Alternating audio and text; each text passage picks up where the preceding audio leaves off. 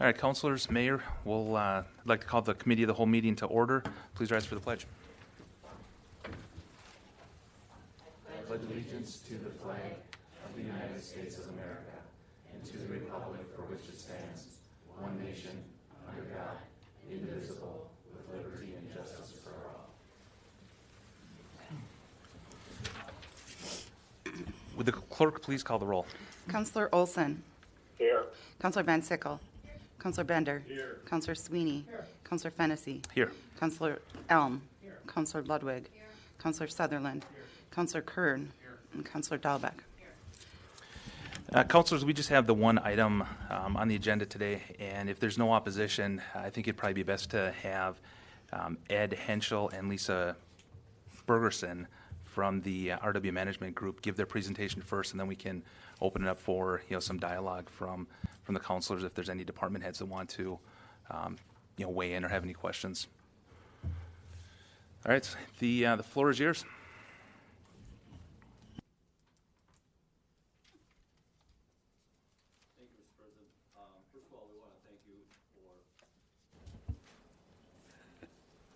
I want to thank you for having us come up and do your organizational and staffing review and the opportunity to work with your staff. I want to express our thanks to the staff for their working with us, and frankly, we found them to be very honest and straightforward in the interviews that we had with them, and we really appreciate that. It makes our job a whole lot easier. Same holds true for the elected officials that we interviewed as well and talked to. Our goal was to try to help make the city of Superior and its organization work better, faster, cheaper, and be more efficient in the delivery of its services to the citizens. So what we thought we would do tonight is everyone has received a copy of our report. So what we've done is we've created just a group of bullet points that we just want to touch on very, very briefly, maybe take 20 minutes to a half an hour at the most, and then have plenty of time, all the time that you want, to answer any questions that you may have. Overall, we found that the city is pretty well organized, and staff are very committed to providing a high level of service to the community, and that there were some staffing modifications and operational changes, system improvements that we felt could be adopted to improve things and to save tax dollars, and those are the kinds of things we want to stress tonight. I should point out right at the outset that I found that my brain was going faster than my fingers on the computer, and on page 4 there's a table. It's called Tax and Expenditure Comparison 2017 Data. There's a column that's labeled Property Tax Levy Per Capita, and it shows the city of Superior the second highest. It's actually the second lowest. So I apologize for that error. There's a couple of other corrections that we'll touch upon as we move along.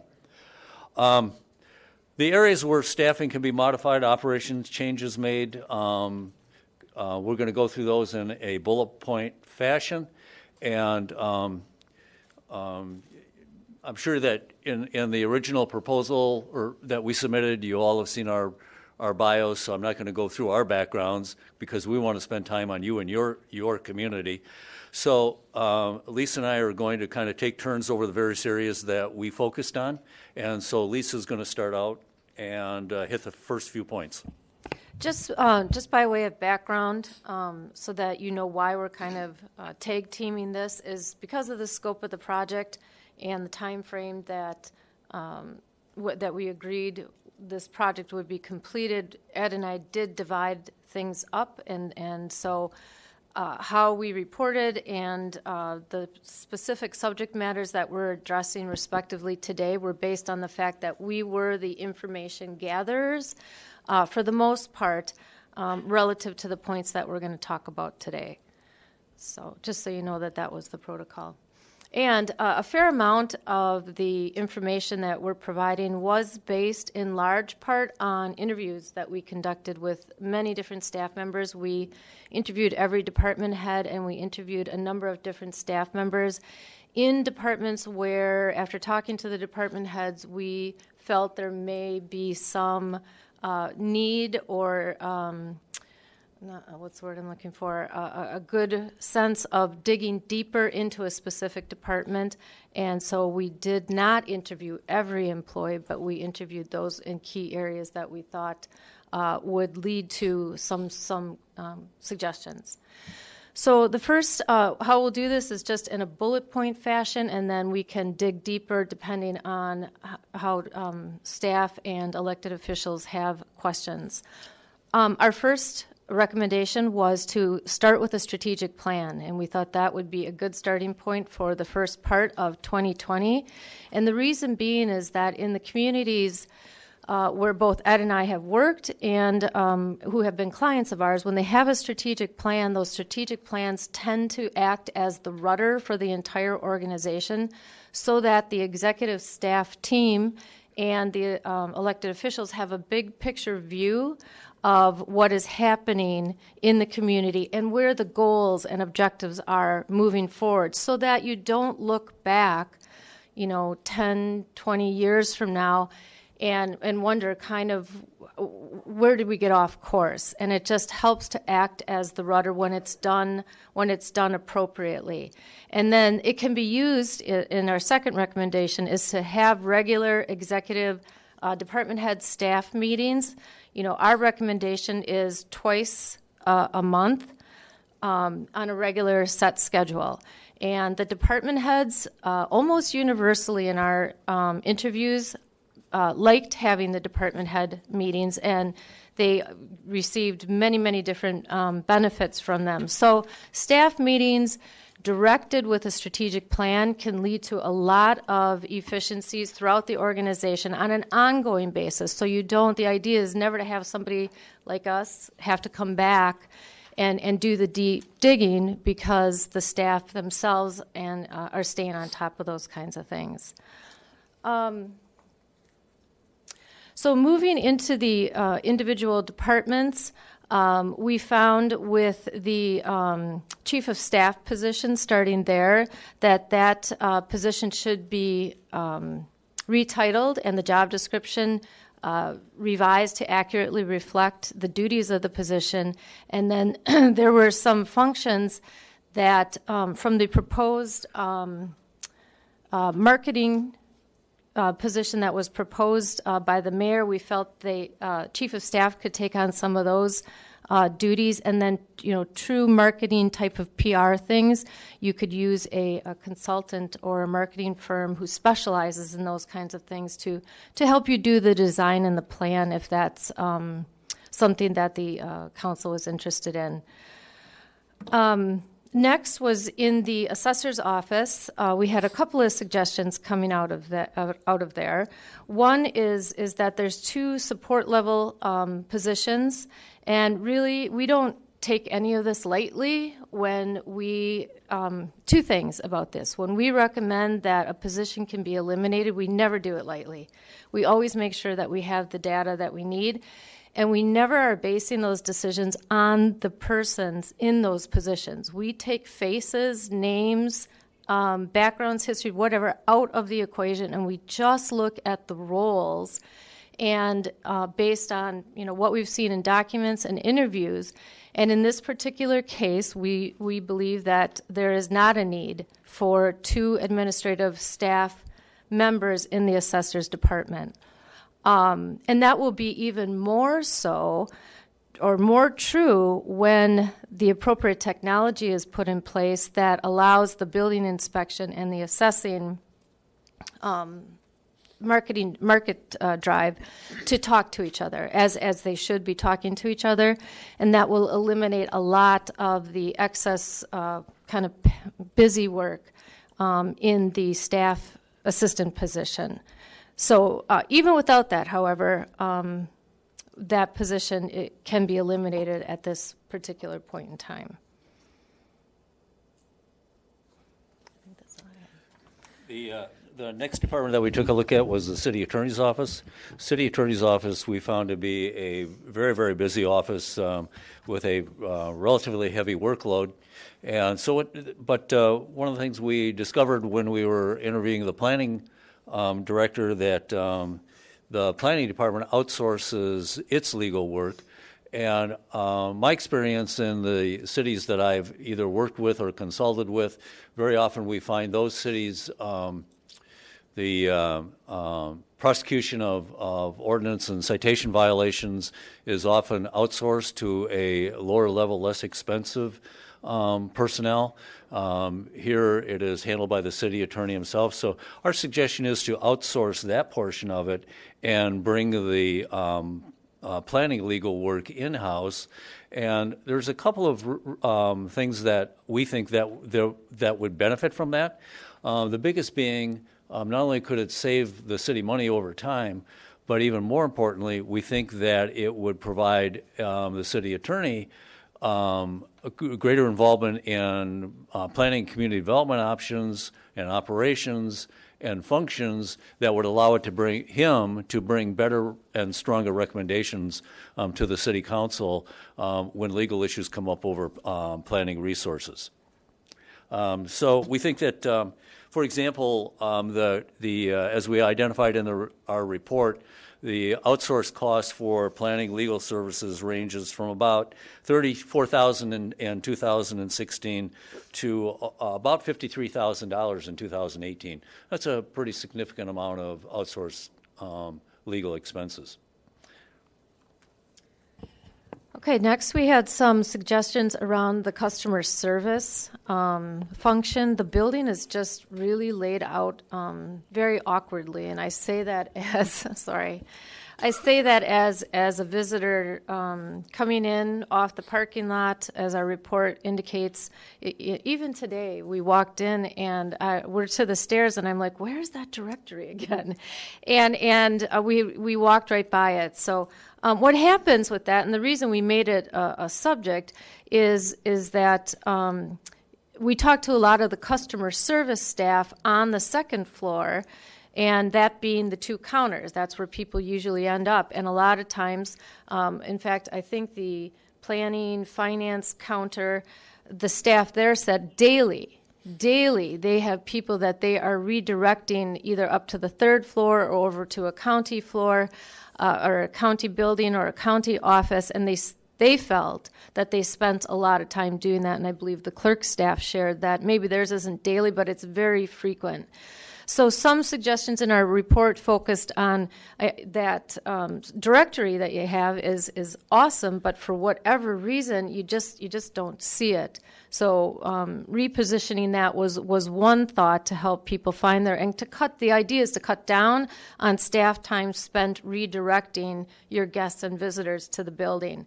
A second thought, as we looked at opportunities, for example, for cross-training and that kind of things amongst administrative staff, that doesn't always work really well because a lot of these offices have busy times at different times or sometimes at the same time, so cross-training can be tough. But one thought we had to kind of address cross-training, helping out in other departments, and this customer service issue was potentially to put a floater position literally at a kiosk or some type of a desk right in the atrium there.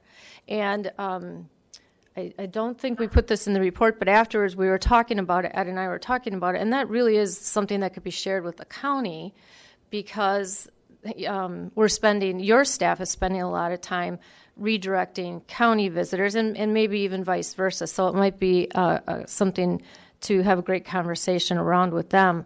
But then the other thought is this staff person, if it's something you elected to do, could also serve to supplement assistance when needed for busy times, because each of the departments obviously has busy times, and then that person could be used to cover, customer service positions in other areas when regular staff people are out, as an example.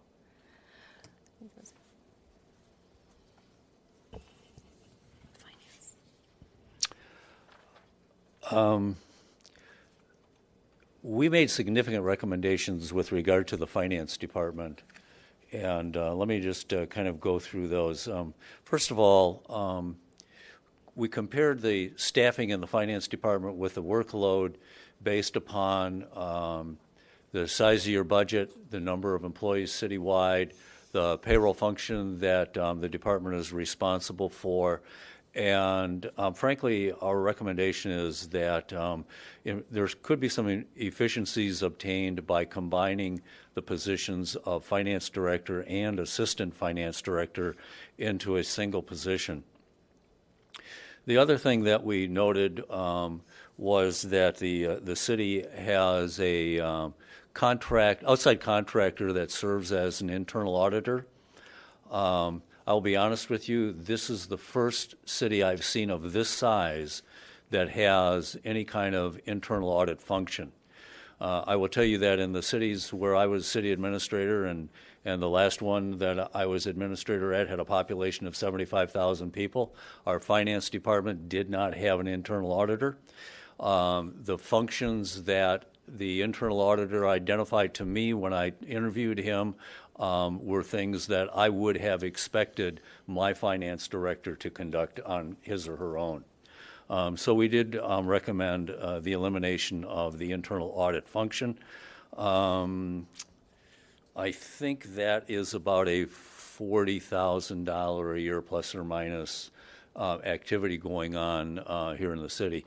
The other thing we found with the internal audit function, and another reason why we think it ought to be eliminated, is that it functions pretty much independently, and he seems to decide on his own what areas he's going to look into, investigate, and analyze without any specific supervision by any internal staff, and we thought that that was operating just a little bit loosely. We also, with regard to the finance department, thought that there may be some opportunities to improve the budgeting process and to utilize the city's internal fund balance.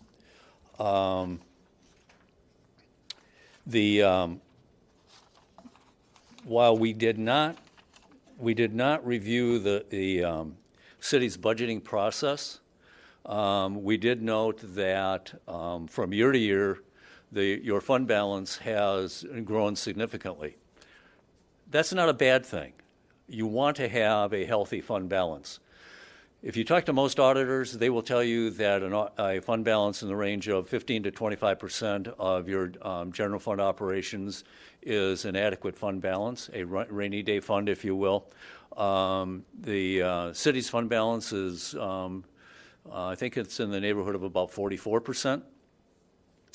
So one of our recommendations is that, number one, when it comes to the budget document, the annual budget preparation, we think, could be tied more closely to previous year's actuals. I don't know if that's being done or not, but there is an appearance that it is not. And that secondly, with regard to fund balance, well, it's very nice to have a healthy one. And by the way, when you go to the bond market, you know, the financial advisors and the bond buyers, they like to see that healthy fund balance. Our suggestion, one of our global recommendations is a total overhaul and update and modernizing of the city's software systems for almost all of your departments, and we think that that fund balance can be used to pay for some of that, some of those software upgrades.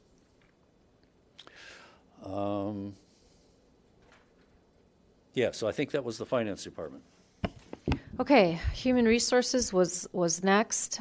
We are recommending the addition of a full-time position there for a number of different reasons that are outlined in the report. But the general rule of thumb for human resources is generally one full-time staff member for every 100 employees. And it doesn't matter if those employees are seasonal, temporary, whatever they are, because administratively, they still have a number of functions and obligations that have to be fulfilled regardless of their status, other than maybe benefits, for example. So there's about 300 plus when you factor in every body that is on payroll. So just using that general rule of thumb, the HR department is down by one. But in looking at all of the documents, looking at the interviews that we had with the staff, there's functions, important functions, that aren't being done.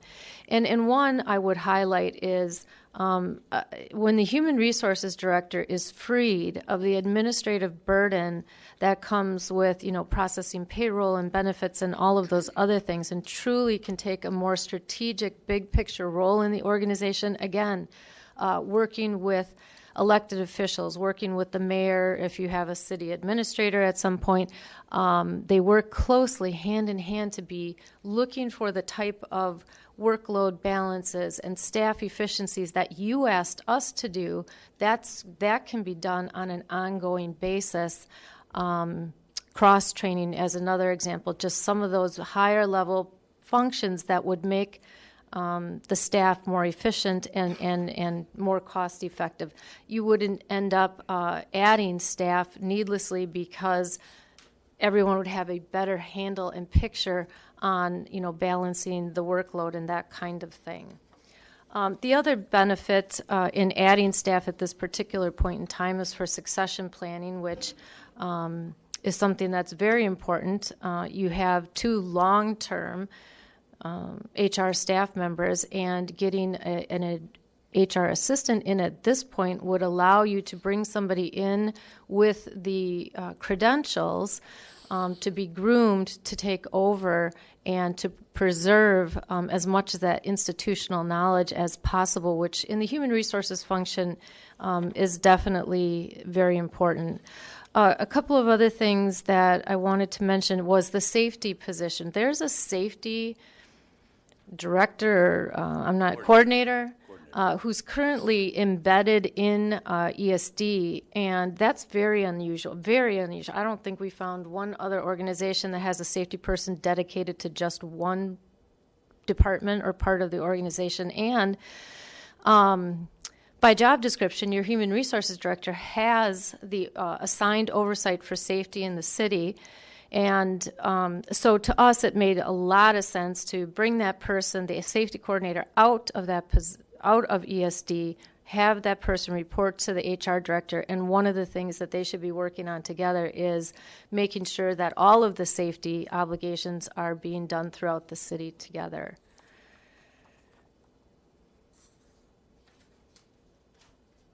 Okay, and then IT. That you have a couple of different options in IT that we outlined in the plan. Right now, I will say that your IT director is not able to function as an IT director. He is a help desk person. He's very competent. He's very capable, but he's understaffed. And I guess we talked to the county administrator. We spent quite a few interviews with your IT director. There's definitely many possibilities of ways to configure the county and city IT department to save everybody money. And, you can do that in a couple of different ways. But right now it sounds like county IT is going to have a vacancy or has a vacancy. The IT department in the city has 2 vacancies. Those need to be filled so that frees up the IT director to get back to the big picture thing. Because as you see in our report, the big picture here is that technology in every department, I don't know that any department was immune from having technology that is either non-existent or completely outdated. And so there's so many spreadsheets, there's so many documents. We use the example of payroll. I mean, I met with the payroll clerk. I've never seen that much paper every single payroll period. And then there's duplication of effort, as we point out so the IT director, he has indicated he would love the opportunity to spend more time and delve into what are the answers on a global basis, just doesn't have that ability right now. So filling those positions and getting him freed up was definitely a recommendation that should be fast-tracked. With regard to the library, we found that first of all, as everybody I'm sure already understands, libraries in Wisconsin under statute, operate fairly independently. They actually report to state DPI more so than they do to a city or a city council. Personally, I think it's a flaw in the statutes, but that's neither here nor there. The library director, we found, has really organized the library very, very well, relies heavily on volunteers to keep costs down, works really hard to coordinate those volunteers, does a really good job with evaluations and holding staff accountable. I guess the one recommendation that we made is that should the executive level administrative staff meetings be held again, that the director should definitely be included in those, not only to understand what's going on in other departments, but to be able to share some of that expertise that she really has that could be utilized throughout the organization for some of the evaluation functions, her accountability style, and things of that nature. I just want to go back to the IT, the technology for one instance, because I hope in the report we did provide at least one example of a company. There are companies out there that allow you to implement different modules at different points in time that all in the end will talk to each other, but you don't have to do that all at one time. And we also had some other suggestions in there on funding technology, because obviously technology can be expensive, but in the end, it's that pain of if you realized all the man hours that are going into so many of these processes, and again, I'll just go back to payroll. I personally feel that if you took a dollar amount and multiplied that by the number of man hours that are just spent by employees, department heads, and all of the different people who are involved in payroll, to streamline that process could result in paying for a lot of that technology. And then, as Ed pointed out, the fund budget is such that over time you could use that money to fund the technology as well. Let's move to Parks and Recreation. We are recommending that they consolidate 2 seasonal positions right now and make that a full-time position that will oversee programs, coordinate the volunteers, and assist with administrative tasks. We did spend a fair amount of time delving into that particular position and believe that the evidence is there that ultimately that position will pay for itself in a number of different ways. And the other thing we are recommending is at least giving some monetary consideration or budget consideration to the forestry staff, who is very far behind. And there were statistics and there were reports and there was enough evidence, so to speak, provided that definitely established, at least for some period of time until that staff that's currently on board right now can get caught up, that is something that should be done in the Parks Department. Consistent with the comments Lisa just made with regard to the forestry department and their need to get caught up, this is one area where we think there could be a higher level of coordination and cooperation between forestry and public works. And while we recommended that until forestry gets caught up, that maybe some of their work be outsourced, we also thought that there may be some opportunities for public works employees to assist forestry in their slack periods, and vice versa, that perhaps forestry could assist public works in some of their slack periods as well. So there needs to be a higher level of coordination between those. That is one area that we felt there was sort of a glaring existence of some siloing of departments, and those walls need to be broken down a bit. Moving on to the planning department. The planning department is probably staffed appropriately, but it needs to work more closely with the county and the Chamber of Commerce in some of its efforts. Particularly, some issues were raised with regard to marketing and economic development, and there seems to be some a fair amount of duplication of effort, particularly between the city and the county. We recognize that Douglas County covers a much greater area than the city of Superior, but there's also a lot of overlap. And a healthy city of Superior means a healthy county. And so therefore, we think that there could be a closer working relationship between those entities. And then on Public Works, I think the primary issue for us was the job descriptions and the pay structure for the equipment operators. And so we strongly recommend that the city take a look at revamping that. And really what it seems to us is that it's the holdover from a unionized structure in terms of pay rates for different jobs. But that's what Act 10 was for. Act 10 was to free communities from having to operate within those kinds of pay structures. And I think where all the equipment operators fall now, I think there is definitely a way to set it up so that even if it's over time, you're getting rid of these differing pay rates. It makes payroll very confusing. It was very difficult to follow some of that. And there's really no need for it, because I think that having an equipment operator, they should all be cross-trained to do light, medium, heavy, whatever it is. That's the freedom that Act 10 gave to communities, and definitely something that would be more efficient and cost-effective.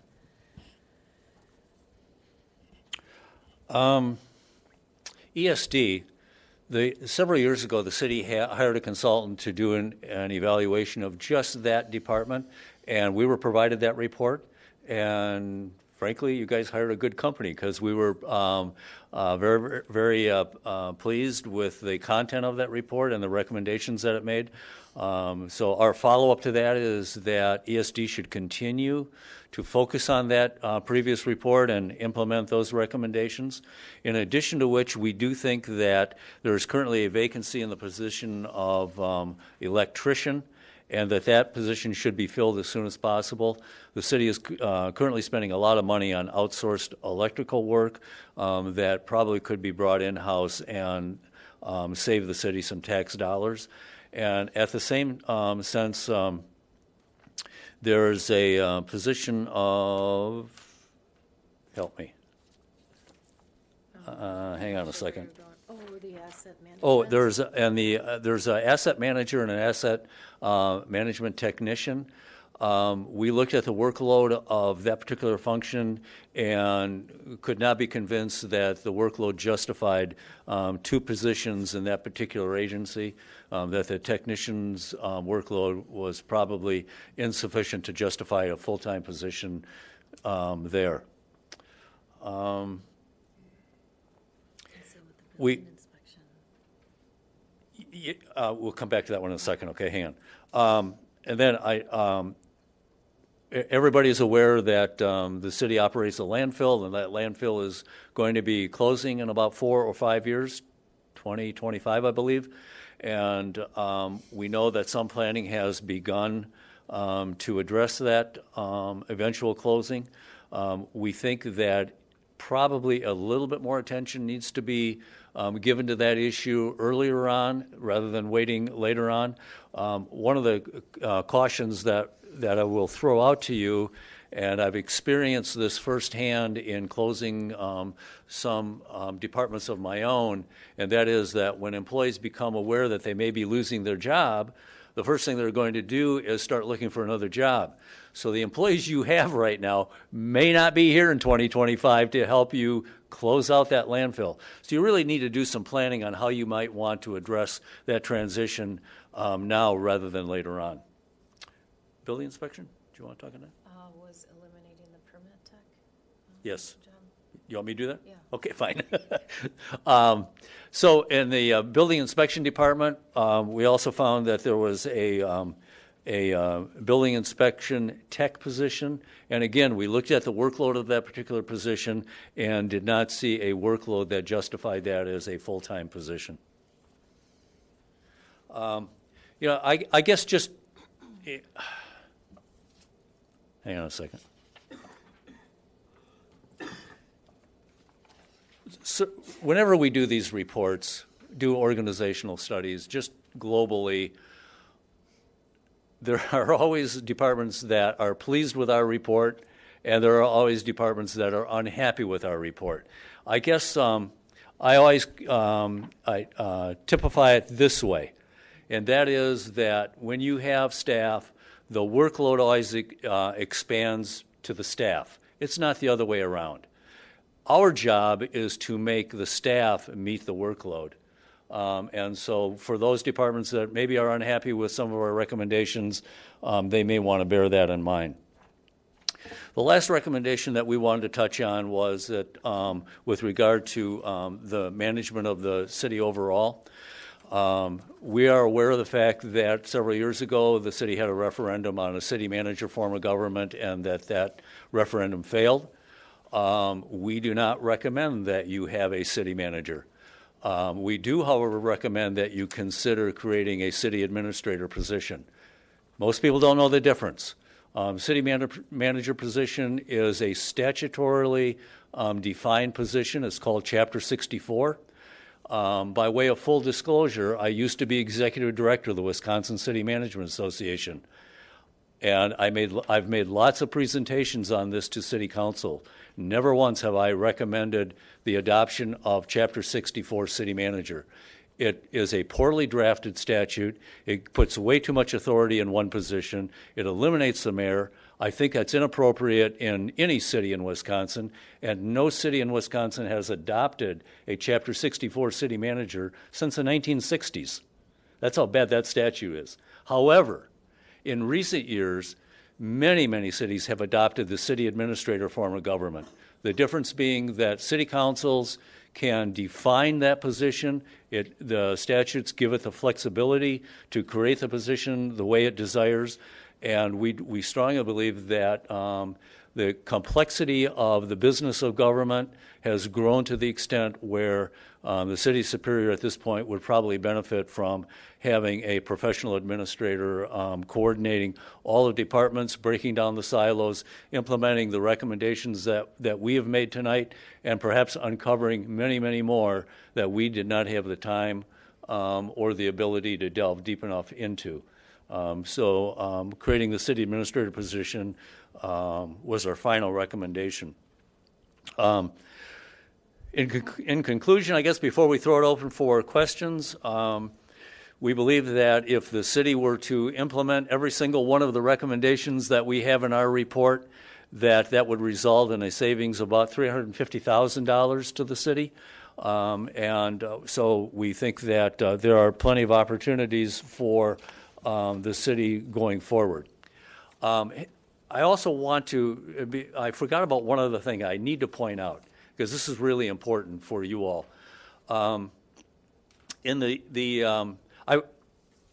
When I started doing the comparison of the city of Superior to other like cities in terms of your operational costs and your tax levy and your tax rate, I was surprised that this city of Superior has a relatively low tax rate for its size in compared to its comparable communities. And I started scratching my head trying to figure out, boy, I don't know, it didn't make sense to me because your assessed value didn't compute to a lower tax rate. However, what I discovered was that two things. Number one, your situation in terms of your assessed value, your economy, your unemployment, all those factors go into the calculation of the formula for state shared revenue. And your state shared revenue that you receive from Madison is off the charts. It is way up here. And that helps keep your tax levy way down here. The second thing that you have that I didn't even know existed, to be honest with you, that I never had the benefit of, is that you also get something from Madison called the pipeline terminal tax. And it is a large chunk of money. And I point those two things out because it keeps the taxes to your taxpayers lower, and it is something that you as a city council, mayor, you elected officials, need to maintain a very, very close working relationship with your state legislators and, if possible, the governor to protect those two things, to protect your taxpayers. I meant to mention that during the section on finance. I forgot, but I felt it was so important I had to bring that up again. So pay close attention to both of those, state shared revenue and that pipeline terminal tax. They are extremely important to this city. With that, we're happy to answer any questions you may have. Oh, we went over 30 minutes. I'm sorry. Councilor Bender. Yes, I think you went to almost 40. Yes, we But- did. I'm but sorry. Anyway, I just wanted to say some good things that I heard. You know, the floater position, hospitals have a floater position where you come in and they'll say, well, here's where you need to go. And so that's a good thing. Also, my wife works for the post office in Duluth, and she oftentimes does that same sort of position. So I think that is a good idea. I made a number of stars were things that I wanted to bring up. Now I can't find my last star here. I know I put another one. Oh yes, Public Works description and pay need to be revamped as Act 10 did away with this, and then all cross-trained. Well, I'm not a proponent of Act 10. I'm a strong union member, and I would not be in favor of that. However, I can see how that you would think that would be good, and that was brought up under the former administrator of the League of Wisconsin Municipalities, but the current one isn't big on that. Jerry DeShane isn't big on that, so I just thought I should bring that up. But you did a heck of a job. Thank you for all of your work. I know Really Jerry, and I well don't done. agree with everything he says. I don't either, because he didn't participate in the 5K this year. Councilor Sutherland. Thanks. Just a few questions. Thank you for coming up here, and thanks for your time, and thanks for doing this study in depth. Got a few questions for you. When you mention reserves, that's what the term is when you say fund balance, correct? Is Correct. that you're referring to our reserves, just so Yes. people all hear? Yeah, your general fund reserve. And you pointed out a number of 44% of our. It's 44%. It's 44% of our operating budget. Is that what you're saying? Is our reserves? But it should be at about Yes. 15 to 25%. That's what most auditors recommend, yes. Okay, and Yep. just real quick, is there any way, after the meeting, if I get an email, if we can look into that, and see if the numbers are accurate on the 44%, please. Couple more questions. How many cities our size have a full-time mayor? Actually, I think that's in the report. It is 6? Okay. 6 cities our size. Okay, out of what number would you And say? actually, I think some of those might be, about 6 your size. 40, I'm okay. sorry. We'll assume 6. Okay, all right. And then, just these next 3 questions, if I can just get a simple yes or no answer, that would be great. Then I'm done, okay? What organization did you work, this is not going to be a yes or no answer, I lied. What organization did you mention before that you're part of, that you said you wanted to let that out there? Full Oh, disclosure? that I was executive director of? Oh, yep. Wisconsin City County Management Association. I was the state executive director. You were a state executive director? Yes. Of that, correct, okay. Yes. And prior to that, I was a city administrator. So proposing this, and for somehow you with that mayoral position, you don't financially gain from converting cities over from mayors to city administrators, right? Is it safe to say that these opinions are not to better yourself or your company? This is just what you think will better the city? I guess it's based on my 40 years in working in the public sector. Okay, thank you very much. Yep. Councilor Sweeney. Thank you. I have a few questions, so I'll be happy to stop and let someone else if I have to come back again. First of all, thank you for coming. Were these recommendations in order of importance? No. No. Yes? No, they were No, not. no. No order of importance at all. Just random? Well, if you actually, we laid it out by alphabetically by department. Okay, that's fine. But not in importance to you, to us or to the... No, that would be for you to Okay, define. thank you. On page 4, you state that one of the key markers is benchmarking with the other cities. I think it's in the top paragraph there. Yep. Okay, page 4. it said is one of the keys. What are there other keys, or was that just a term that other? I think it was an introductory term more than anything else. Okay. Yeah. And- The other keys are the workload that we identified through the interview processes. Right, okay. Good, I'm a benchmark person myself. But then later on, you say that after the benchmarking, critical, you say we cannot, it's very difficult for us to compare apples to apples. Okay? Right? Yes. Yes. Okay, that's what it says. I'm just telling you what it said. And so it seems to me that some of the, I know benchmarking, but then apples and apples. So my point is, I think we have to drill down further if we're to take some of these cities and use the value that you have shown on this report.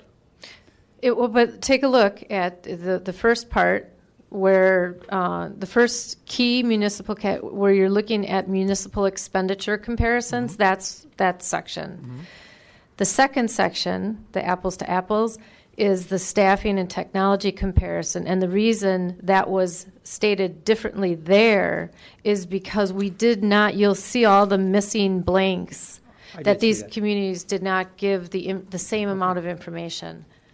But my major point then is this information we have, while good, we still have to keep drilling down. Yes. Okay. Oh, yes. Yes. Okay. Absolutely. This isn't a final, this is a final report perhaps from you, but I think we've got from item number 4 to 31, your recommendation from number 4 to 31.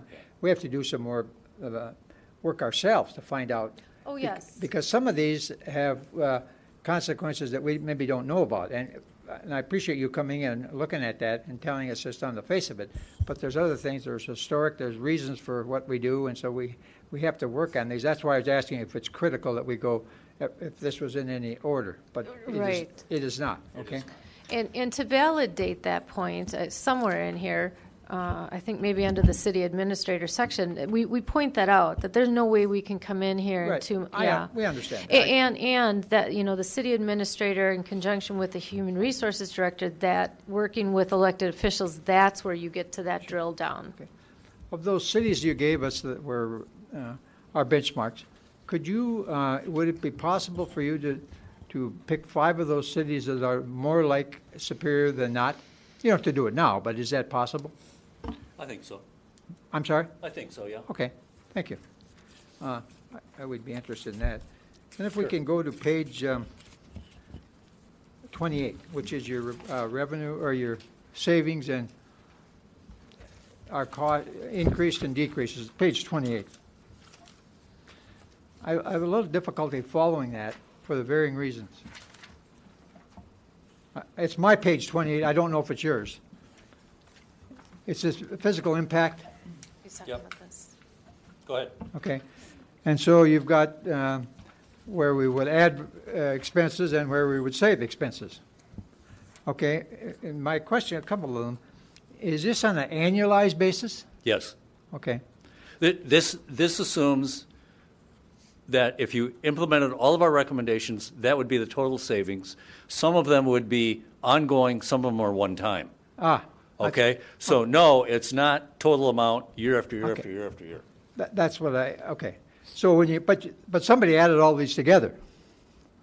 Okay. Guilty. So that figure means nothing because they're not all annualized. Or some of them are. 2 of them, for example, I think one's a strategic plan and the other one for the reevaluation. Yeah. Those are one time. They're one time. Yeah. Okay. Or I shouldn't say one time, they're infrequent. Okay. Well, they're not annual. No. We would agree with that. Absolutely not. Okay. And so when I took the improvement budget, you said various departments, 200 grand. The second to the last item. Is that annualized? Yes. That is annualized. That's the item where we think that there could be some tightening of the budget. Okay. So then if I went from the $200,000, eliminating that and went up, that had the expenses that would be increased and some would be decreased, okay? That was roughly $148,000. So what, as a percent of that 148, what did you use total expenses for the city? Yes. All expenses, whether they were the, All expenses of the department we analyze, of the departments we analyze, which did not include police and fire. okay. Okay, but it did include the, I call it the dump, excuse me, a more modern term, but Yes. it did not include that? You did? Oh, it did, okay, Yeah. that's what I thought. And it included the water lab. Yes, So with the exception of police and fire, yes, that's out, right? yes, Okay. So everything else would be in. yes. Okay. So what I'm trying to do is say the roughly 148,000 is what we're going to save. I wonder what percent of that is the total expense. What are we saving? Is it did you ever know 2%, 1%, a half of 1%, 10%? What's your total budget? 30,000? 30 million?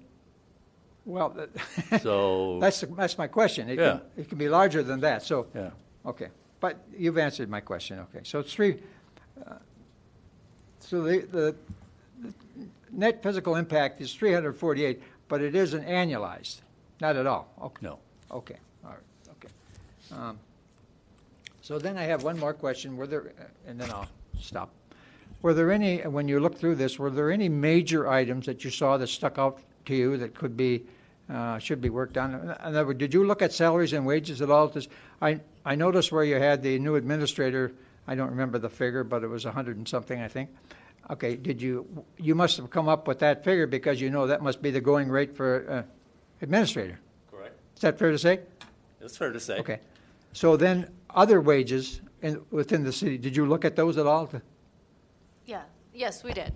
Yeah. I didn't, but Yeah, if you did, yes, go ahead. yes, we did. I mean, just in the sense of looking at the pay grades and the ranges and where everyone was generally slotted, we did look at that and saw nothing unusual or out of the ordinary. But I think you had a compensation study done not too long ago. Right. Well, we did, but Yeah, So- and we know I'm Carlson just triple Detman. checking, that's all. Yep, no, Carlson Detman, we absolutely have the utmost respect. They're the experts in that field. So And- you And by saw- the way, sir, if you sent out an RFP to do another class and compensation study, we would not bid on that because we don't do that work as consultants. So there were no, I don't. This HR expert might. so there were no specific large items that you saw that jumped out at you? Not in that regard, but the way I took your question initially is, were you asking it what was the one thing or what would you do first? Is that what you were asking? No, this is Okay. unrelated. Okay. I was asking that, I thought maybe you put these in order of importance to Oh, you. no. My other was, when in your work with departments and whatever, did you see any certain item that? Payroll.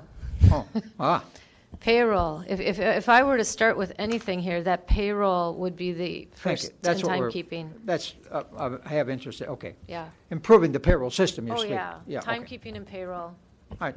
Spoken as an HR person, as a city administrator, for me, it would be IT.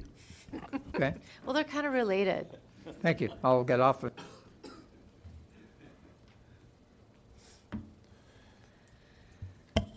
Mayor Payne.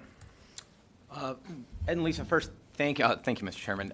Thank you for coming up again, and of course, thank you for your work on this. I did enjoy reading this, but I do have a number of questions, and so I hope you'll bear with me and the council as I don't want to contribute too much to discussion if I can avoid it, but I want to clear up a couple of things in this report. First, on page 18, you said this in your statements already, you said that you didn't review the budget practices, but you did a little bit. Process. The process, Not- yes, right.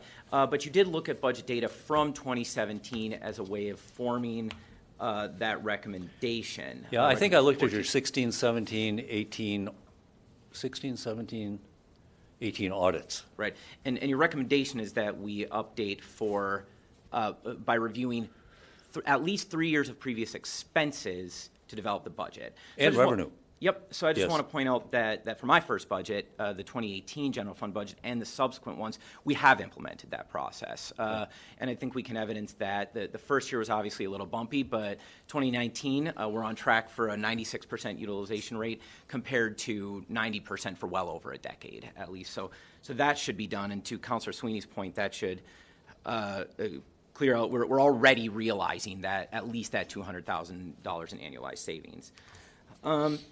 On finding number 15, which is my page 19, you refer to the reserve fund balances. Did you review our reserve fund policy at all in developing the recommendation? Or I any may of have, our but I don't remember specifically. Or any of our financial policies and procedures? Yes, I did. You did, okay. Yeah, we were provided copies of those. Okay, thank you. Recommendation number 16, related to eliminating the finance director. I'm kind of all over the map here. So that is also page 19. What were the facts that you gathered? You said the facts support eliminating that. What were those facts? We looked at the size of the budget, the workload within the department. We looked at the number of employees that have to be processed through payroll and all the things that finance department does, your accounts payable, your accounts receivable, and based it on that general overall workload. Okay, thank you. And then on page 24, the Parks and Recreation questions, who did you interview in that department? Are you allowed to tell me? Well, we Parks and Rec? we talked to quite a few of the staff members there, but I don't know that, we promised them confidentiality that we wouldn't. Oh, I don't, okay, so you spoke to staff, though, several of the staff? Yes, oh, yes. Members of the crew? Yeah. Okay. Well, what crew? The Parks crew, outside the administrative staff. We spoke outside of the administrative staff, yes. And you said the evidence supported the increase in the position. Can you elaborate more on the evidence? That wasn't in the report. It just said the evidence. Are you talking about the program coordinator? Yep, for the increase in that increasing that position of full-time. What was the evidence other than? Well, those we interviews? took a look at what that person or persons had been doing in both the winter season and the summer season, and the amount of time and the amount of money that was already being spent for that position. We took a look at the workload that had been done amongst other administrative staff, because that is one of the recommendations, is that person is programs, volunteer coordinator, and administrative support staff. And looking at the administrative staff that is and how they're currently functioning, combining that, all of those things together just made that sense. Thank you. Moving ahead in the assessor division, where did you get, I'm sorry, this is more in the assessor division, that final budget. Where did you get a number for $100,000 for the property revaluation? Where did you derive that number? You'll have to put that out for bids. That was a swag on our part. It was just a guess. Okay. I don't really know what citywide valuations are going for right now, although I do know that Lisa did talk to one assessor to find out what it cost in their community. We kind of based it on that. That's for hiring staff, right? Temporary staff? To do a revaluation. To do a revaluation. Yeah. That's what that's for. Sure, okay. Yeah. So part of the reason I asked that is like Councilor Sweeney said, or as I pointed out earlier, if we're already saving the $200,000 annually through the budget process, we're running out of savings here if that process gets much larger. Yeah. I wouldn't fund that all in 1 year. That's something you haven't done in years. Sure. So I'd squirrel some money away over a couple of years and then finally do it. At some point, the state will force you to do it. Thank you. Yeah, you answered my next question. Okay, on page 4, you have a chart that, let me pull this up myself. You'll have to bear with me. I have to read 2 screens here. Okay, you have this chart that of course compares this city to other similar cities across multiple metrics, and then you just mentioned that when in the context of shared revenues from the state, that since little growth is expected, we want to hang on to those monies. Oh, why would we expect limited growth? Historical? Sure. I mean, in property value, of course, Yeah. but the other revenues do grow. Had you looked at the trends in our other revenues, namely the oil pipeline terminal tax? No. Okay. That I just want to point that out. That revenue is growing pretty substantially. I mean, it has stutter steps from year to year, but okay.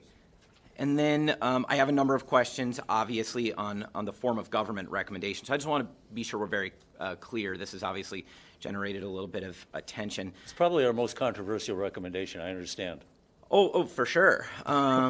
So let's start with, I got to call you out a little bit. I mentioned to you that that I have a master's degree in advocacy and political leadership, and I could have swore I told you that, that the number one rule is that around me you're not allowed to use politics as a dirty word. And I think you broke it in this recommendation, sir. You said that one of the advantages of an administrator is that they would not they're less inclined to operate in a political manner. So could you explain to me why that would be a bad thing, to operate in a political manner? By title, you operate in a political environment. By title, the administrator need not operate in a political environment. For example, when I was a city administrator, I would have aldermen come up to me and say, "Would you sign my nomination papers?" I don't do that. I try to stay out of the political environment. When it came to issues such as dealing with legislators on state shared revenues, that would be the responsibility of my elected officials, not mine. That's the distinction I was trying to draw. Meeting with legislators is one of those duties you would kick to The a governor, the political legislators, operator. County board, Sure. no. Okay, and then this is, I think, a little obvious in a lot of your rationale for not just that recommendation, but for most of them, use the words inefficiency and efficiency. Is it fair to say that this chart on page 4 are the metrics that you use to define efficiency? Some of them. Okay. That's basically consistent in the academic literature. That's what governments consider efficient? Yep. Okay. So after pointing out that we're basically well organized and staffed with pretty competent department heads, which I would agree with, you also, of course, say that there's a number of inefficiencies. And then you say the lack of a trained professional is a contributing factor to these problems, and professional management is a solution to correcting them. Did you evaluate the professional qualifications of either myself, the previous mayor, or our senior administrative officer? No, but one of the things that we did notice is that organization-wide, there seems to be a very small amount of money spent on professional training and development organization-wide within the city, across almost all departments. Sure. Thank you. And then this we have to correct because I've seen this reported in the media. On page 7, you said that Wisconsin cities are allowed 3 forms of government under state statute: city manager, city administrator, and full-time mayor. I believe that's the exact quote. I cannot find any reference to a city administrator in state statutes. Can you say what you mean there by the state statute creating it? We can provide that to you. Okay, thank you. But is it an independent chapter outside of 62 or 64? No, it's found in chapter 66, I believe. Okay, which is the general government statute. Okay, thank you. And then, so on page 7, this language starts to get a little bit funny to me when we're looking at the data. Because at the bottom, there's a paragraph that bleeds in the next page. Reads roughly, the cities with full-time mayors tend to be larger communities such as Madison, Green Bay, and Milwaukee. However, there are a number of medium-sized Wisconsin cities with full-time mayors such as Brookfield, Appleton, and La Crosse. With very few municipalities with a population of under 30,000 residents have a full-time mayor, and most have gone to administrator form of government. Now, you changed the terms there in the paragraph. You started talking about cities, then you switched to municipalities. So let's just clarify, what exactly do you mean by municipality? I've seen a couple of definitions of that. Under Wisconsin law, the difference between cities and villages is a difference without a distinction, so I don't know that it matters. Sure. Except that, of course, villages don't have mayors, right? No, they have village presidents. Right, who are not listed under state statute as being the chief executive officer. Correct. Thank you. So then on your next chart, you compare us to cities, municipalities over 5,000. Rather, you describe the forms of government in municipalities over 5,000. Where did this data come from? I think this came out of some data that was developed either by the league or the Wisconsin City Management Association. I'd have to check to be sure. So this is where we pull the villages in. Yes. So at this point, when we say that most municipalities are moving in that direction, we start to incorporate pretty small villages here, right? That are Yes. adding administrators. Okay. Yes. Clearly. So then this point was already brought up by Councilor Sutherland. Cities our size. Cities that operate under Chapter 62 that are roughly, I mean, we can define the size in a lot of different ways. Personally, I would have marked it at between 14,000 and 40,000. That's where they start to get really funky and different on either end of that. But you chose a slightly narrower definition. But earlier you said that there were 6 cities in that are roughly our size that have full-time mayors. But using the population range in this report, there's actually 10 in the city. You left out a couple of cities, Coude, Greenfield, Marshfield, Watertown, and Wisconsin Rapids. So this is another thing I don't know that you need to answer this if you don't want to, but I've seen a report in the press. Most cities our size have part-time mayors, but that's not actually true. Most cities our size actually have full-time mayors according to these numbers, correct? More than half, certainly, and the number gets larger if we expand to 14 to 40,000. My last question on this, before I go into the administrator questions, you recommend, of course, that we hire an administrator, that we reduce mayors part-time. Obviously, got a personal stake in that. I hope so.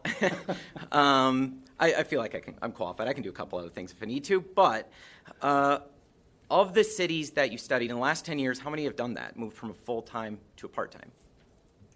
I can't answer that. I don't know. You can't think of any. You can't think of any example of where this has happened. I'd have to do some research. I don't track that carefully. Sure. I'd have to research that. It's tough to research, but of the cities that we listed, the ones that you included, and then those 5 that I listed, which amounts to all cities with, and then I looked, of course, at the part-time mayors that you list as well as the part-time mayors left off, none in the last 10 years. My guess is that most of them already had a part-time mayor and then hired an administrator. I think that's Yes. where you're headed. So the ones you list as having a part-time mayor have pretty much always been a part-time mayor. Probably. But the full-time would be my guess. I can't find any that has moved to a part-time mayor. Okay. That's, as far as I can tell, unprecedented. That's never happened in the state of Wisconsin.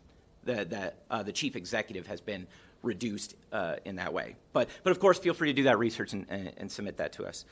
So then the next chart, this is more about the administrator, because I think before we let you go, we have to ask some fair questions about the value of an administrator, because we're going to debate this at some point, and we won't have the pleasure of your expertise at that point. So again, the data, is that a similar source? I'm sorry, the chart on page 9.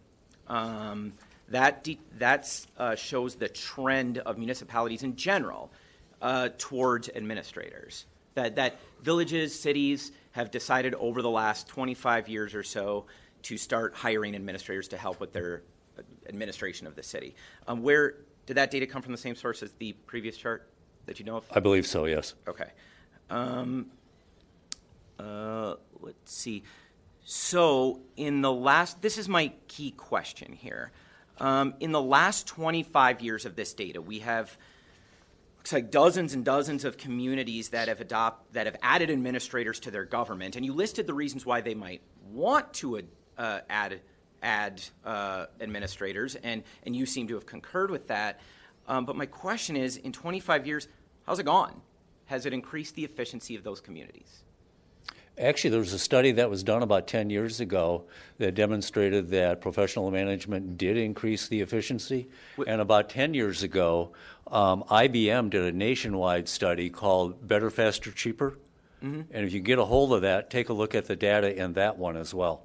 So IBM did that one nationwide. Yeah, I did look at that. Those were 100 very large cities throughout, and they generally highlighted cities as having the council manager form of government, but you said you do not recommend that for the city of Well, Superior. be careful with that because city manager in other states doesn't mean Chapter 64 necessarily.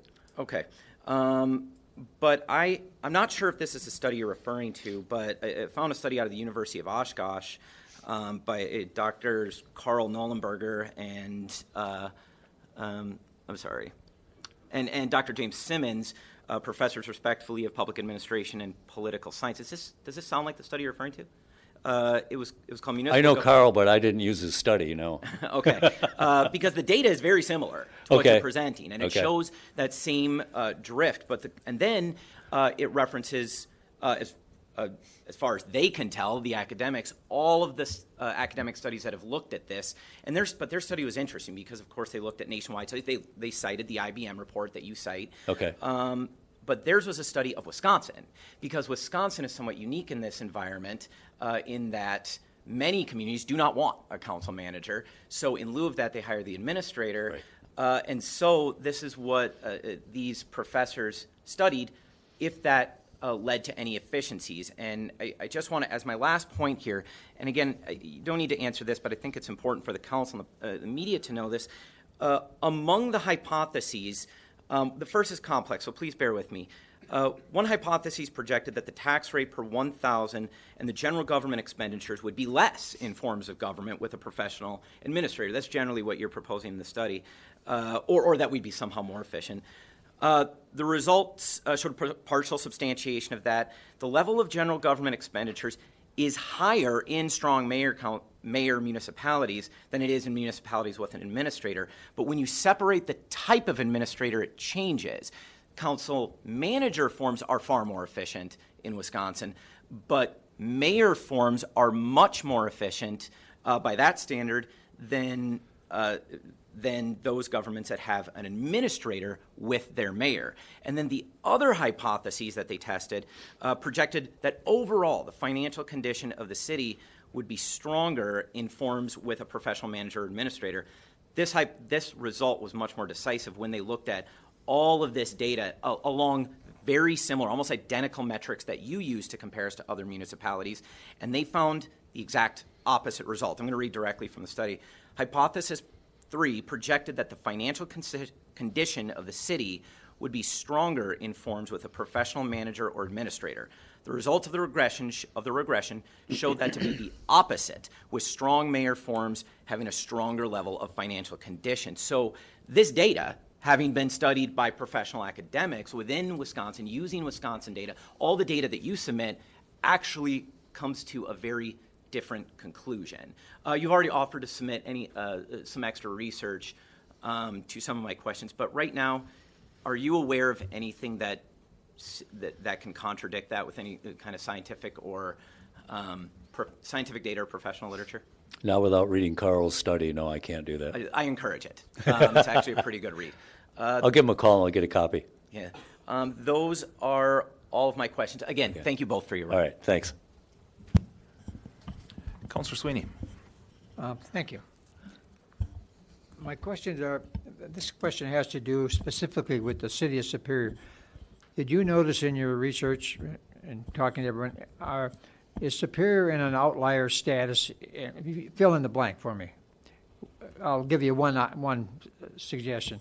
Superior is an outlier because of the square miles of the city and the relatively low population. That would put us in an outlier status.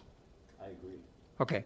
So are there any others that you found that would drive budgets, drive costs, whatever? I was actually expecting some other questions, so I'll bring them up myself now that you've raised this outlier issue. We're not done yet. No, I mean, well, okay, but maybe Go ahead. I'll answer them Go ahead of you. Frankly, I think one of your outliers is your geographic location. You're on the lake.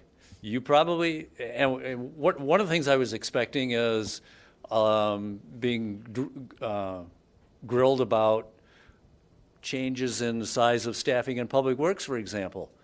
And I'll tell you what, we stayed away from that because of your geography, your snowfall in the wintertime. we decided that we are not experts in the environment and the weather area. We understand that.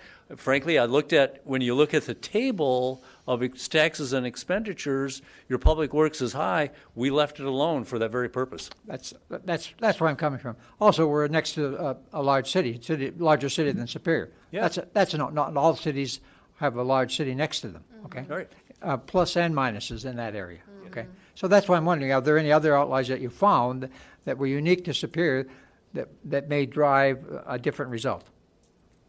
Other than those two. Other than that, don't come to mind right now. No. Oh, all right. Okay. Thank you. Councilor Van Sickle. Thank you, Chair. You also have my thanks for being here. Just a couple of clarifying questions for me. And I think it was pointed out that you said you recommended improving the budget process, although you didn't actually analyze it. But my question is this. You talked about the chief of staff position. So was it to decrease the duties and leave the pay the same, and then also introduce an additional executive administrator who both bodies would be supervised by the mayor? So is it to add two? Can you help me with that? That was yours. Sure. So relative to that chief of staff position, the first recommendation was to bring the title in line with the actual job functions currently. Chief of staff, to me, and I think in the public realm, has a specific meaning, and that's not what that position currently does. It's more along the lines, as I said, of an executive assistant.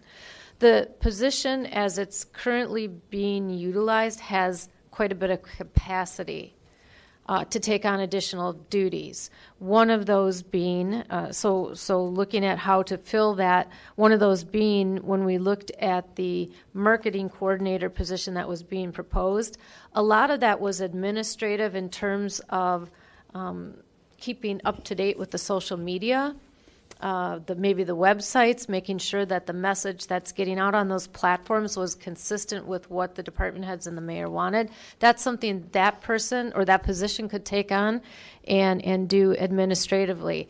And then in conjunction with looking at the city attorney's office, what the paralegal currently does, what our suggestion is for bringing the planning and development work in-house, which is much more complex than maybe some of the ordinance violations that are currently being processed. The the executive assistant could take on some of the clerical functions that maybe the paralegal's doing now, and then freeing up the paralegal to assist with bringing that work in-house. Okay. Do you feel like if the chief of staff was operating as you would expect, would you still then recommend an administrator? Oh, are you asking what would the executive assistant be relative to a city administrator? No, I'm saying rather than reduce the description to fit an executive assistant, if the chief of staff was operating the way you would expect and in the description, would you still then recommend hiring a full-time administrator? I wouldn't. Okay. Because then, if the chief of staff were the chief of the staff, you would not need an administrator. They should be administering. Okay. Calm down. So we've talked a little bit about the math is a little lofty. It's certainly not carved in stone. Something, and I have a lot of concerns with the report overall, and I think the math and some of that rises right to the top. But as I was reading it, something that continued to alarm me is it felt as though there was a unilateral recommendation around weakening voices of elected officials. And I've been elected long enough to have heard repeatedly that there is this sense that electeds get in the way of administration or something. You're smiling, you agree, okay. Something to that effect. And I think And even in the ordinance you provided, there's a pretty specific weakening of the council. And I know that one of the chief concerns I'm hearing repeatedly is how difficult, if not impossible, an administrator is to remove. And I think something that I've heard repeatedly over the last few days is how important it is not to elect ribbon cutters and things like that. People really want structural change and to be able to elect people based on their education, their experience, accountability, the ability to fire, things like that. And I was confused about that, and while I was surprised that you provided an ordinance that would need some pretty serious amendment, when you talked about the reasoning behind Act 10, it made a little more sense, because we view the point of Act 10 very differently. But if you wanted to have a discussion, certainly around trimming budgets and executive salaries, I'm happy to have that discussion. But I can't imagine adding bodies to somebody's supervisory duties and then reducing their electoral purpose as stated. So I'm looking forward to the reports that you will provide, and certainly as a university grad, if you have used this data, I hope that it gets cited properly, because that would be such an abhorrent violation of that intellectual property. So thank you. Can I disagree with you just on 2 points that you raised? If you choose to disagree with everybody else that spoke to you, of course. Well, maybe not disagree, but maybe to clarify. My feeling is that the role of the city council ought not to be diminished. The role of the city council ought to be to establish the policy that its staff, the city employees, carry out. I don't see a diminishing of the elected officials' positions at all. And then secondly, with regard to your comment about the difficulty of the dismissal of a city administrator, when I went into city management, my wife didn't have a clue what that title meant. And I said, well, here's what it means. It means that I have a day-to-day contract. If they don't like the shirt I wear to city council meeting, they can fire me. And frankly, the city administrator serves at the pleasure of the city council. That is by design. Okay. You bring up a good point in that. How much, if you were to just think about the, 30,000-mile view, how much of your report is based on your own experience, your own, you have a long career in administration, of course, but how much of it was based on the interviews, your own experience, and then quantifiable unbiased data? If you were to put that into thirds, how do you think that shakes out? I don't know how to answer that question. I think we all make decisions based on all of the above and make recommendations on all of the above. So to try to break it down into, it was, 40% my life experience as a city administrator and 40% on data and 20% on something else, I think that would be an unfair characterization. Okay. I just want, when we're thinking about efficiency, I just want to make sure that our city was considered specifically and certainly in the data. we'll carry our biases into all of our work. So right. I'm sure I brought mine here too, and probably Lisa did. Certainly, as well. and some people would argue that adding a permanent administrator would actually decrease efficiency. Good. Thank you. Councilor Sweeney. In your, both your bodies of work, what 2 or 3 cities are you most proud of? That I'm most proud of? As an administrator or a consultant? Well, let's do both.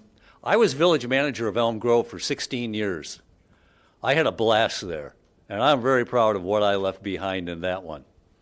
As a consultant, I put together the fire departments of 7 separate fire departments combined into one. I am very proud of that one, and that happened in 1995, and in 2000, the city where I was village manager, in 2000, my fire budget was less than what it was in 1995. I'm really proud of that one.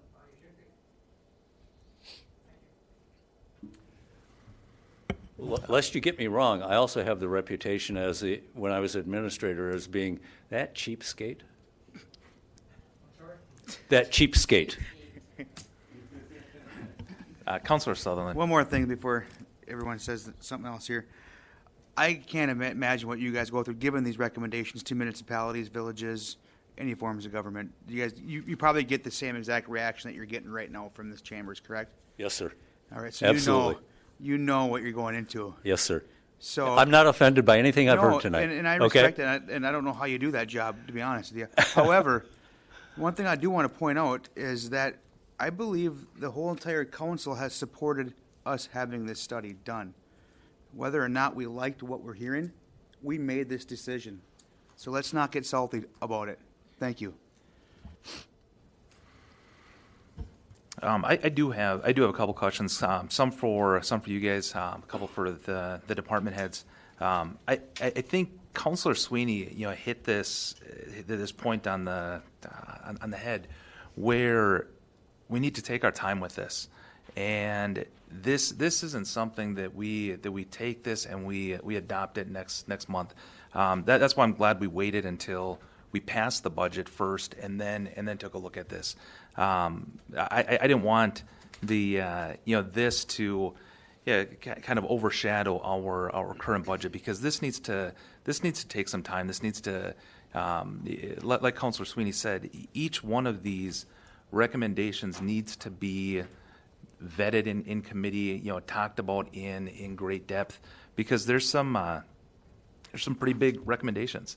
Everything from eliminating some staff and that, but the other important part, I think, that kind of got glossed over is the job sharing and the cohesiveness that we might be missing as a municipality in some cases, because I think when we give a department a set of money, that's viewed as their set of money, and don't want to muddy the waters with a different department. So I think we do have some tremendous opportunity for breaking down those silos and working cohesively to whether it's to be more efficient, to lend a hand to a department that's possibly a little bit short for a season. I think there's some real opportunity there. I just spent a whole session, and I teach a graduate course in public administration, and I just spent a whole session on bureaucracy and breaking down silos, because it is extremely important for a smooth running operation. Right. I think it's fun to, maybe fun's the wrong word, but I think it's neat to see that the department heads have taken some real ownership in their department, in the the budgeted money that we give them. But I think in that same process we lose some efficiency.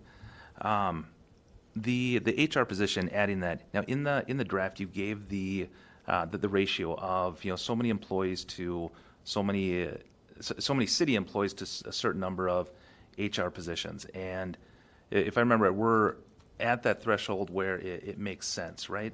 Oh, yes. Okay.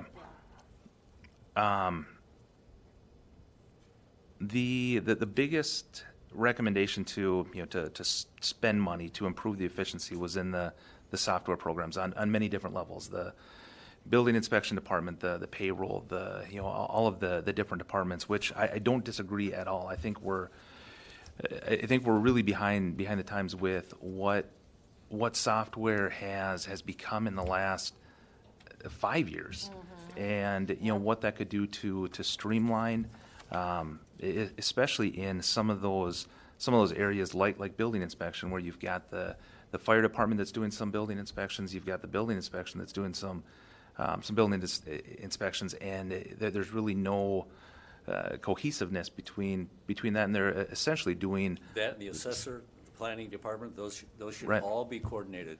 Yep. Through software systems. Yeah, and I think that makes us more efficient, and it helps us work better together.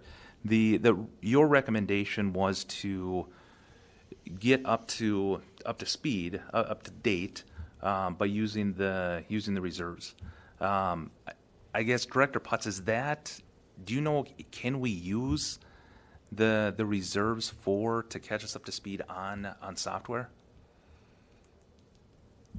I'm not aware of any reason we can't, but I do know we have a healthy fund reserve as of today. Okay. Mayor Payne? I'm going to have to quote this from memory, Mr. Chairman.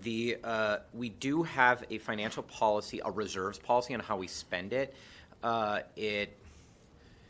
One, we have to establish that there is a surplus. That seems to be a direct act of the council to say there is a surplus, to look at it and say we want to do a spend down.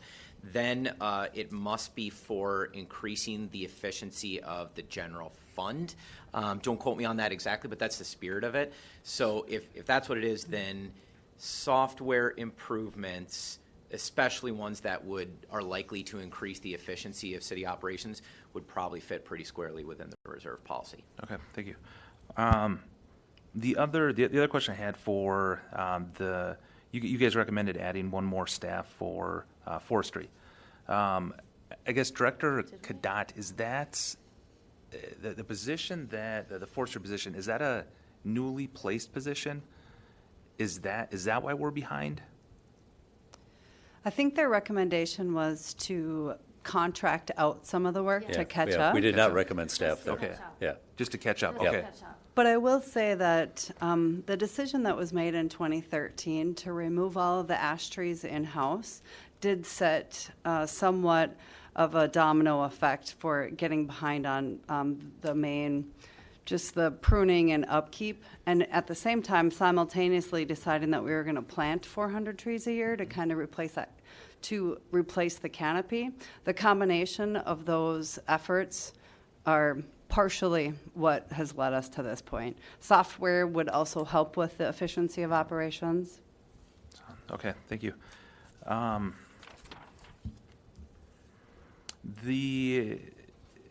With the building inspection department, we've been talking about it for a couple of years of doing a complete revaluation, and we keep talking about how the state will eventually force us. The state will eventually force us. I mean, we've been Assessor. yeah. Building inspection. Oh, I'm sorry. Yeah, the assessor. Sure. We keep talking about how at some point the state's going to do that. And we've been talking about that for a couple of years. So I think that time is coming up pretty quick. And We're within a couple of percent of falling outside of the statutory requirements. Okay. A couple percent. Okay. I guess the question, Mr. Thine, can you?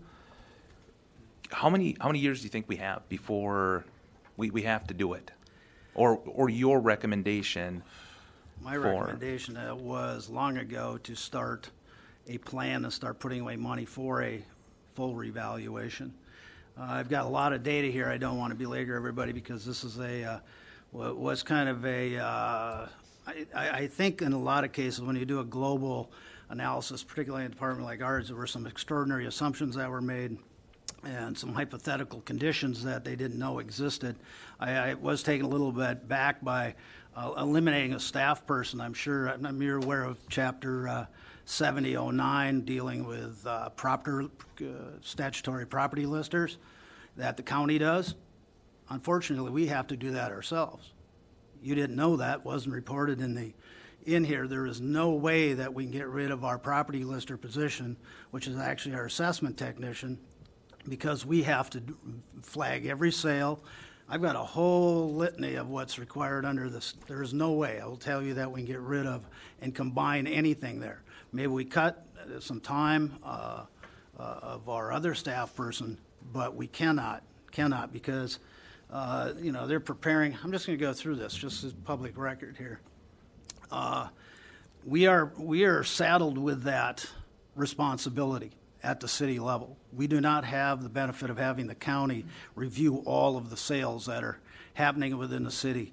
So what we have to prepare and maintain accurate ownership and description information for all parcels of real property within the city. We have to assign individual parcel identity, review and determine current ownership rights and the latest and most accurate documents recorded in the county recording register of deeds.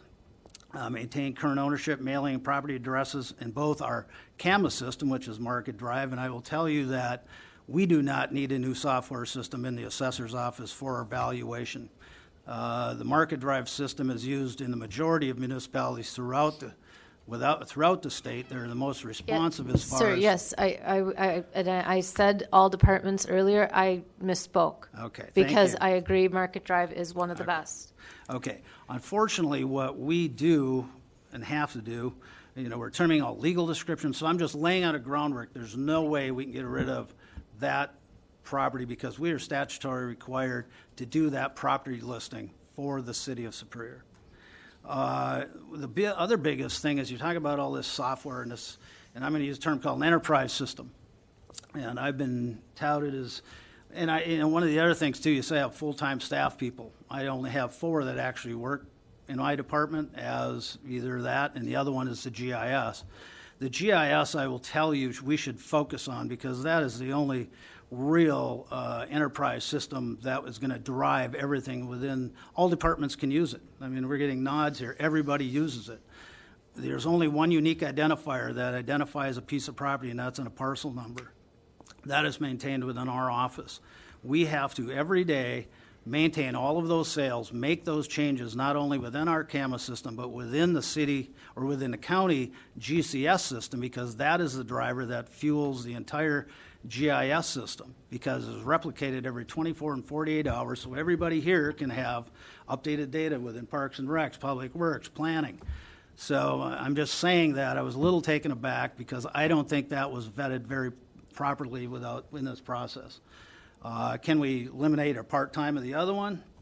We're also saddled with, we had annual recordings of over 900 properties that we have to do, that we have to prepare this for.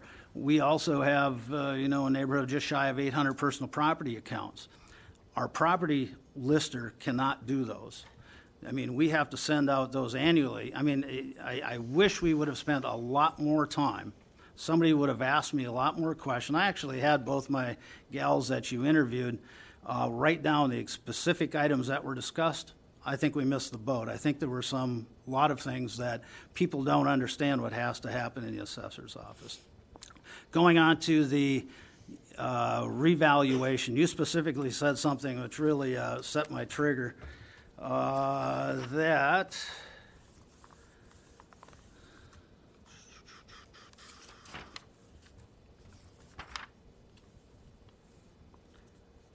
it appears that I had purposely been staving off a revaluation, in essence.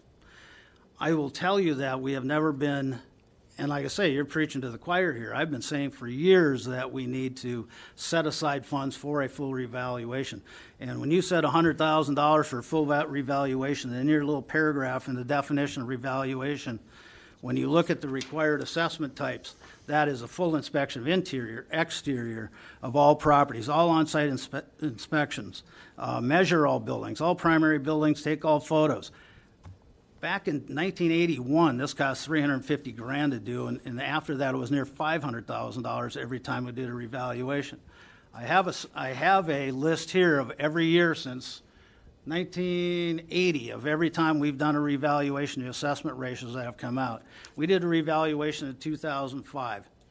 We've been touted to having the most accurate assessment records by Assessment Technologies, the owners of Market Drive. I mean, we are very studious on doing that. I've been doing this 40 years myself, too. So I was a little taken aback by this, to say the least. We have maintained since 2005, when we did the revaluation, a average assessment ratio of 97%. And how do we do that? Since then, we've done, as far as a number of valuation change notices, since then, 7,771 notices have changed because we've been out on the street.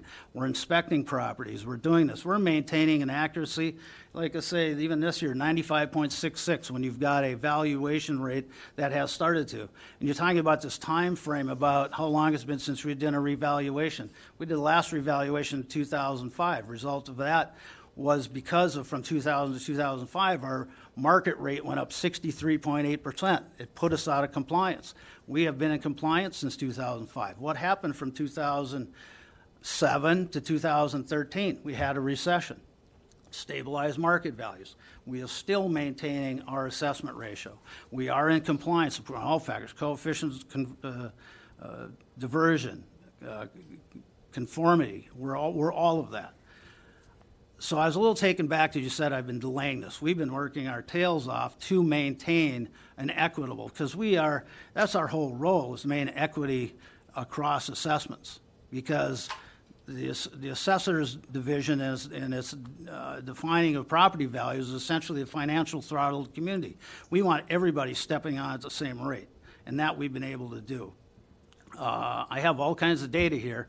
Those are just some of the things that I think, yes, we do need to plan for revaluation. I had a quote from Assessment Technologies, who does a lot of revaluation work. If you were to do a full revaluation, they're now quoting $80 per improved parcels. And we have 9,054 improved parcels. You're looking at $725,000. We'd better get our numbers right before we throw this stuff out. We can do an interim market. That's what we did in 05. We did that for about $125,000. So I think we can do that, but not based on the revaluation comment you made here in the paragraph related to requirements by assessment type. I agree with almost everything you said, and I don't know when the last time I saw a city do internal, external photos, measurements, revaluation. You can't afford it anymore. Nobody can. Correct. To piggyback on my question that led into that, do you? I apologize, but Mr. Stein, in your opinion, would you recommend pushing the revaluation out until we're out of compliance, or is there a benefit of spending the money now? Would that save more money down the road, or do we just sit back, do what we're doing until we're out of compliance? No, I don't recommend going out of compliance. When you go out of compliance, it means that we're required by Statute 7005 to require us to maintain our assessed valuations or assessment ratios, and this is set by the Department of Revenue statistical analysis of sales, not by us. We need to maintain that between 10% plus or minus of 100% from 90 to 110. Do I think? No, I think we should start planning. Hey, I'm not going to be here forever. I've talked about a succession plan here since 2012 or 13. We just had a gentleman retire that had been with us a long time. We're fortunate enough to find somebody who's been doing it for 20 years. But he's not much younger than I am. So we are going to have to start looking at some solution. And yes, we should do something soon. I think we might get by with an interim market update similar to did in 05. That would be highly accurate. We hired essentially the guy who wrote the book, the IAAO manual on assessment, mass appraisal, and to do our modeling. And I think we should do that again, hit some streets like we're continuing to do, and hopefully we can do it in the next few years. Okay, thank you. The last thing I just wanted to touch on that I just have a couple questions is can you give us the 30-second description between a city manager form of government and the city administrator? What's the significant difference, and why don't any cities in Wisconsin subscribe to that? Here's the problem with the city manager form of government. It essentially eliminates the position of mayor. Oh, completely? Yes. Oh, okay. And I think it's wholly inappropriate to put that person's authority in the same body as the person who is providing the administrative function. That's the 30-second distinction. Yep, nope, that's exactly what I was looking for.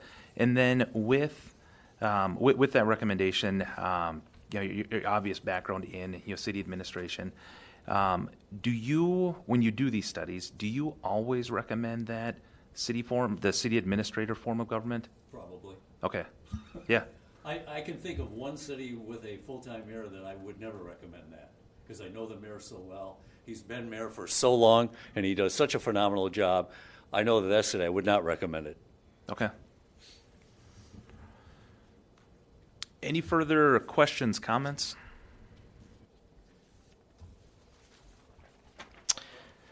Yes, on page 25, on finding number 28, you mentioned the housing coordinator. It's one of new positions in the city.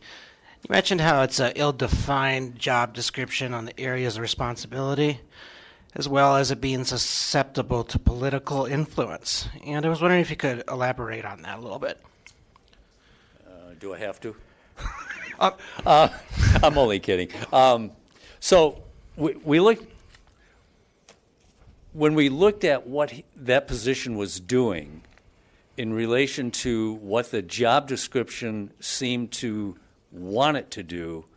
There seemed to be a bit of a mismatch there in terms of that function, and there seemed to be a bit of a mismatch between the information that position was gathering and it being shared, for example, with the inspection department.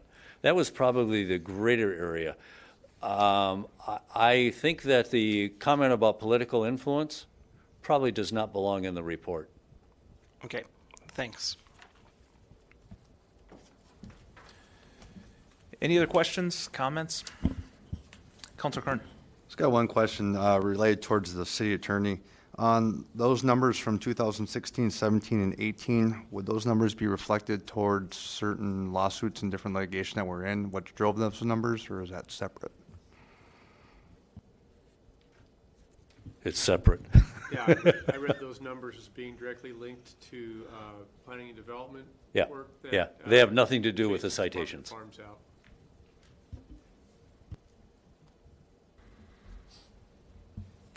Want to give everyone. Mr. Fantasy? Yeah, go ahead, Councilor Olson. First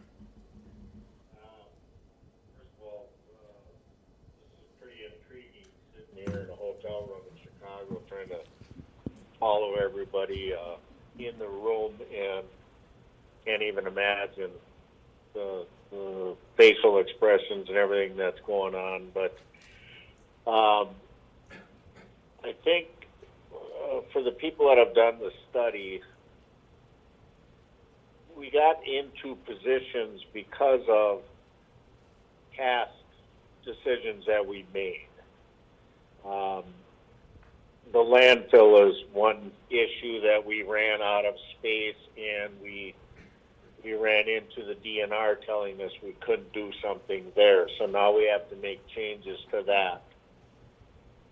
Act 10 was another thing, and to go along with Act 10, we independently went through a wage study, and everybody's positions, whether they were union people or non-union people, kind of ends up where we've got people doing the same thing in the equipment operator positions. Some of the positions were at one point in time created. Names of positions were created, and they followed with some increases in people's salaries. So we got to a point here that all of a sudden we decided we needed to look and see where we could maybe get some efficiencies taken care of. Everything that I looked in this report as I'm following along seems to have a reason for it. And I believe that a good portion of it is because of the way that we've been doing business in the past. So I really appreciate the study that we asked you to do.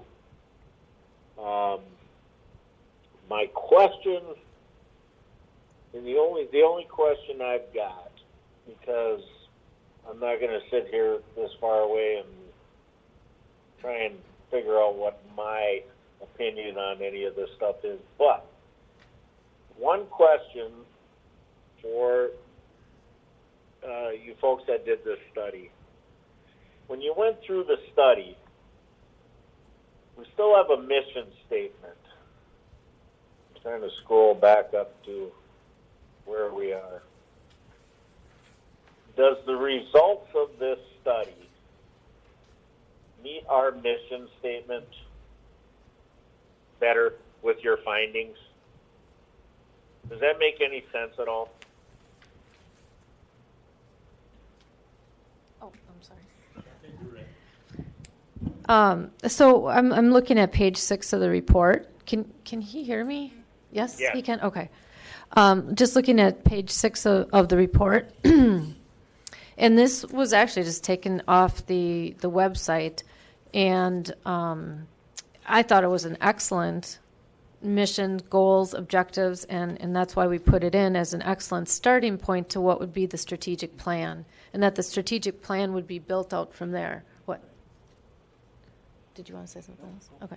So in that sense, yes, I think that what a lot of what we're recommending ties back into what the overall goals would be, but I think in an even broader sense that process is going to be finalized.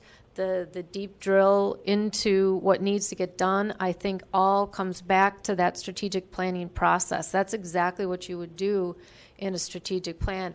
I mean, and feel free to jump in, but I think that this is just your starting point. This is just what were some of the more glaring things that could be dealt with. And maybe once you do a deeper dive, it's not even in the way we're recommending, but at least it's the platform, the jumping off point, and that getting into that process will tie all of that together. And in the end, it may end up looking very different, but it's a good starting point. Well, yeah, thank you for that. I believe that we need to stick to our mission statement to some degree with any changes or anything moving forward. Educated guess, how long do you feel a successful implementation of your recommendations would take? We're going to deep dive into certain things. We're going to analyze certain things. We're going to irritate certain people. That's just the way it's going to be, because with eliminating positions or changing the form of government that has been recommended to some degree, how long does this take? Well, clearly, as you've heard tonight, we have irritated some people. We get that. I've rarely come out of one of these meetings not having irritated some people and made some others happy. We get that too. At this point with our report, my belief is that it ought to be referred to the various committees of the City Council. The council should start to prioritize which ones they feel are most important, which ones they feel they can tackle right now, which ones they feel they may have to put off for a while. To answer your question, if in terms of a time frame, I would anticipate that you may be 2-3 years out, and perhaps even a 4th year to get through all of these recommendations. This is heavy stuff. It impacts people. It impacts their profession. It impacts departments, and it's not something that ought to be dealt with lightly. Does that answer your question? Yes, thank you.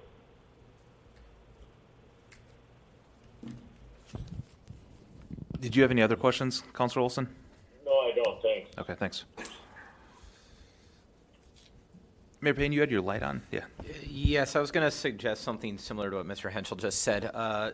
Councilors, tomorrow I'm meeting with President Fennessy, and I'm just going to suggest that we the President and I identify which committees each of these recommendations could go to, come to some agreement on that, and just automatically forward them. I already wrote down what I thought was fairly easy.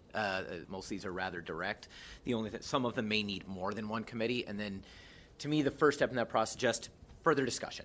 Obviously, there were dozens of recommendations here, and we don't have time to discuss all these in committee of the whole. So we'll do a little bit deeper dive into each individual recommendation at the committee level. That would be an appropriate time, too, for department heads interested in if these recommendations affect them or other parts of the department to come to those meetings. I'm going to ask them to for lack of a better term, defend themselves or at least provide some facts relating to the work that they do in the departments. So if you're amenable to that, then I think we'll just do that. Otherwise, I'm open to other processes. If I could just add on to that, I think you're on the right track, Mayor Payne. With we need to do something with this, because if we just take this report and file it away, I think we're doing a disservice to the intent of the report. I think we're doing a disservice to the money we spent on this report. If we may dive into some of these issues and realize that these recommendations just don't work for Superior. We may in the conversations find some other opportunities for efficiencies, for improving the services to the city, because and I point that out because this isn't all about just cuts. It's about being efficient and at the same time improving the level of services that we offer the citizens. So I think we definitely need to do that. Whether we want to just simply farm these out, form an ad hoc committee, whatever. Whatever, but we have to do something. Otherwise, we're going to be doing a big disservice to what the 10 of us asked them to do. Any other discussion? Councilor Van Sickle. Sorry, just one final point or question that I've been holding for a while, so I don't mean to backtrack. But is it true that non-electeds can be every bit as political as electeds?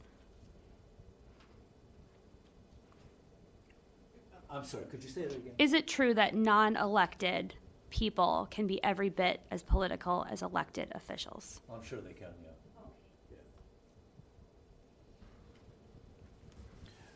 Want to give everyone one last time, if you have any questions, comments. All right, seeing none, we have Can no I other. make one last comment? Yeah. First of all, again, thank you for letting us work with you. Second of all, I encourage you to, work with your staff on this. Like I said, this is heavy stuff. You have a great group of employees here that want to provide great services to the city. And unfortunately, from our standpoint, we're going to walk out the door right now and probably we'll never find out what happens. And that's the downside of our business. But we do encourage you not to let this thing just sit on the shelf and to give it some serious consideration. Thank you very much. All right, thank you. One question? Yeah. Before you walk out, don't forget my question about the 5 cities. Oh. You'll get that. We have that down. Got it. Thank you. All right, with no other business, we're adjourned.